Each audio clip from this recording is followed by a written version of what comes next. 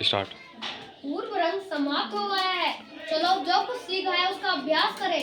यह नवीन प्रयोग है, इसमें तनिक भी चूक नहीं होनी चाहिए। पूर्व अभ्यास आरंभ हो। ठीक है गुरुदेव।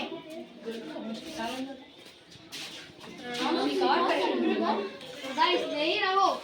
कहे ऋषिगण किस परियोजना से आना हुआ? हे मुनिवर, जब से आपने नाट्य शास्त्र की रचना की है तब से हमारे हृदय में कई प्रकार के प्रश्न उठ रहे हैं। उसी के उत्तर के लिए हम आपके पास आए हैं। पूछे, निसंकोच पूछे। गुरुदेव, नाट्य शास्त्र की उत्पत्ति कैसे हुई, इसका आंसर दिए। आपने यह प्रश्न बहुत अच्छा पूछा। यह प्रश्न नाटक को नहीं बल्कि जीवन के सार को समझाने का माध्यम है।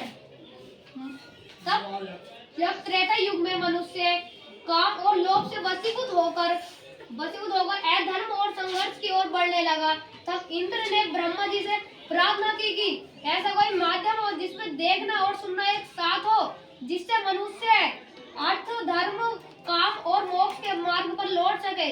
उसी के लिए ब्रह्मा जगत पिता ने नाट्य वेद की उत्पत्ति की। इसी प्रयोगशाला को नाट्य शास्त्र कहते हैं। गुरुदेव, वेद तो ज्ञान का भंडार है, सत्य का रहस्य छिपा है। पर्याप्त थे ये वेद, पर्याप्त थे, फिर ये नया वेद क्यों? इसलिए कि वह जन सामान्य जन के लिए सुलभ है। सामान्य जन के नाटक के माध्यम से शिक्षा का मार्ग और धर्म के मार्ग पर लौट सके। उसी के लिए ब्रह्मा जी ने चारों वेदों को मिलाकर नाट्य वेद की उत्पत्ति की है। लेकिन गुरुदेव, चारों वेद के तत्व क्या हैं? नाटक में जो पाठ सुन रहे हैं ब्रह्मा जी ने इसे ऋग्वेद से लिया है, सामवेद से रस और यजुर्वेद से अभिनय लिया गया है। इसी कारण नाट्य शास्त्र की उत्पत्ति हुई है।